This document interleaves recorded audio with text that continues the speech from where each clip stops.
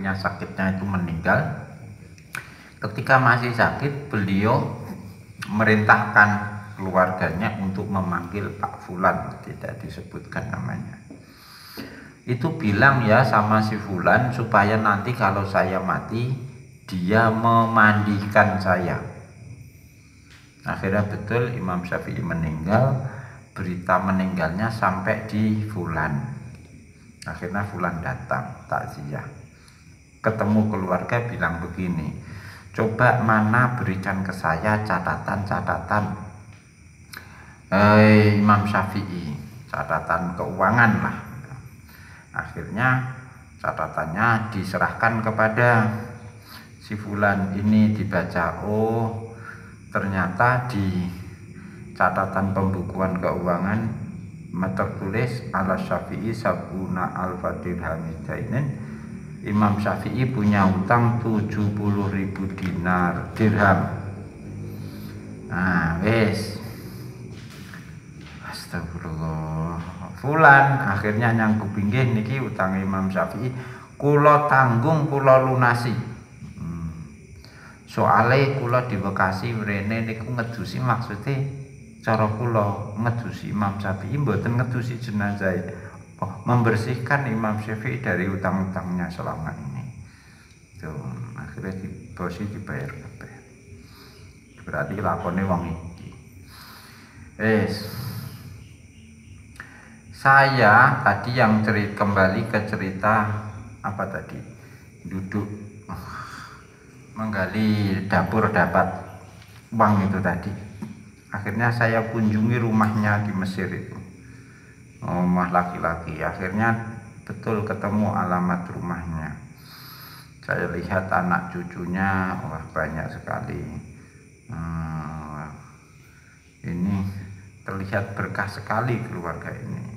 Wakana abuhuma sholihah, itu kata wakana abuhuma sholihah lu tegayunya. Iki kok ujung agama ngene, wakana abuhuma sholihah itu maksudnya merujuk kepada dua orang yang sudah meninggal, terus menyimpan harta di bawah tembok kampung yang dimasuki oleh Nabi Musa sama Nabi Khidir. Jadi peristiwa apa istilahnya fragmen ketiga, episode 3-nya itu Nabi Khidir sama Nabi Musa, Nabi Khidir itu masuk kampung. Sudah lapar minta makan, tidak ada dikasih, masa diusir-usir malahan. Nah, begitu mau keluar Nabi Musa lihat Nabi Khidir, lihat ada tembok mau roboh, akhirnya diluruskan itu. Kata Nabi Musa, jengaran nabian. Wenganane kapal mbok bocori. Bocah cilik dolanan mbok tekep. Wong sadise ngene kan gitu kan. Nah barang saiki ana tembok meh ambruk dengaran nabian.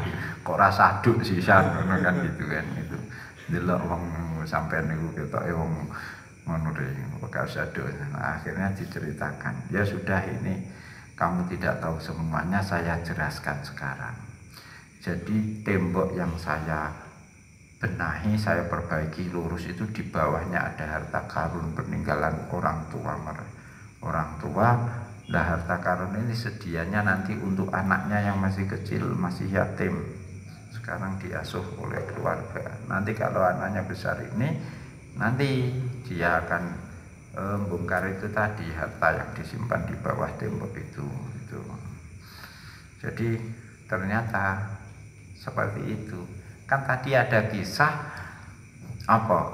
orang tuanya sudah mati, muncul di mimpinya orang yang dermawan, terus orang dermawan datang ke rumah, bahwa terbukti memang meninggalkan harta di bawah tanah itu. Ini harta di bawah tanahnya, ini siapa, berarti harta di bawah tanahnya kampung yang didatangi Nabi Musa sama Nabi Khidir. Imam Syafi'i, saya itu suka sama Pak Hamad. Nah, itu suatu hari dia itu naik kendaraan namanya Syekh Besar, kendaraannya himar, alangkah sederhananya. Barang menggerak-gerakkan himar mungkin terlalu semangat, kancing bajunya lepas. Terus akhirnya moro di rumahnya penjahit untuk diservis ini. Tapi ketika mau turun dihalangi oleh si penjahit. Mbah, mboten usah jenengan, mboten usah medun pun kula atas saya. Jenengan tetep tenggandaraan maron. Nah, itu. Terus faqamal hajat ilaihi fasawazurahu. Terus kemudian diperbaiki saat Imam Ahmad masih di atas kendaraan.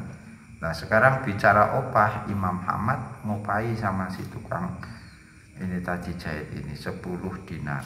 Nah 10 dinar diserahkan ke penjahit dan meminta maaf Imam Syafi'i karena harta itu dianggap Syafi'i sebagai nilainya kecil sampai nembung membuat bait syair ini. Aduh, menyesal sekali saya, hartanya terbatas, tidak bisa dermawan. Mungkin akhir loro atina kehilangan ini fokus. Ini adalah kisah-kisah para dermawan. Kita masih ada kisah lagi, masih 1 halaman. Wallahu a'lam.